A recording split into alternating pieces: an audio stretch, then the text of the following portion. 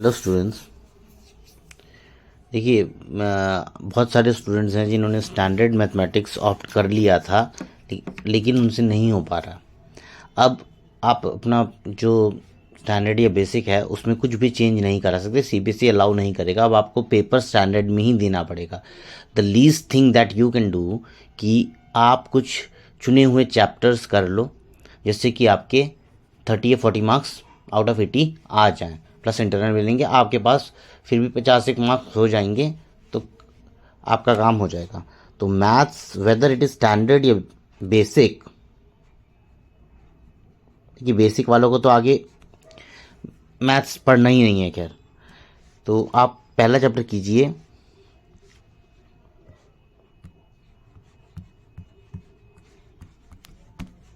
Real numbers.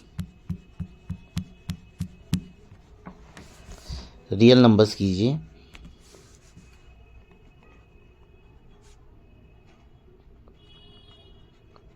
छः marks का chapter है, केवल एक चैप्टर आएगा 6 मार्क्स का। इसके बाद जो एक चैप्टर आएगा 6 मार्क्स का ही, वो है कोऑर्डिनेट ज्योमेट्री।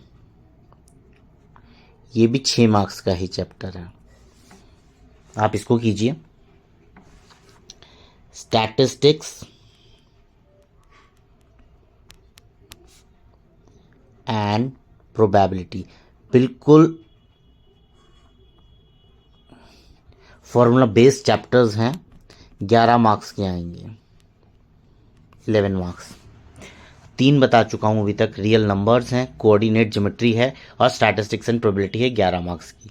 लेकिन अभी तक ये जो 3 चैप्टर्स मैंने बताए हैं, आपको बिल्कुल 100% सही तरीके से तैयार करने की, इसमें आपके मार्क्स ना कट जाए। देखिए आपके पास कुछ चुने हुए चैप्टर्स हैं जो आपको तैयार करने हैं, उसमें से भी अगर नंबर कटवाएंगे तो नंबर और भी ज़्यादा कम हो जाएंगे।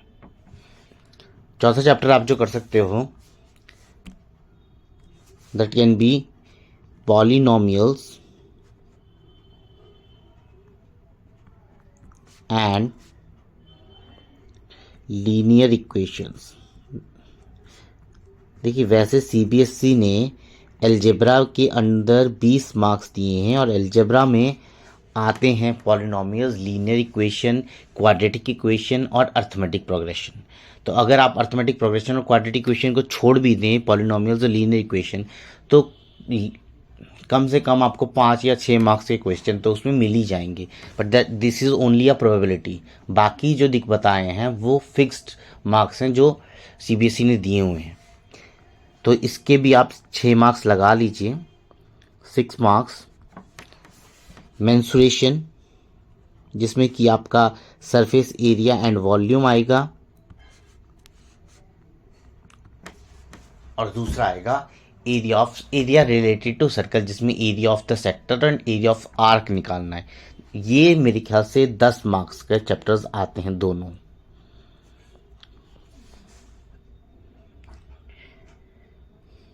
आप ये चैप्टर्स अच्छी तरीके से कर लीजिए। ये देखिए 10 + 6 ये हो गए, 6 आपका रियल नंबर्स हो गया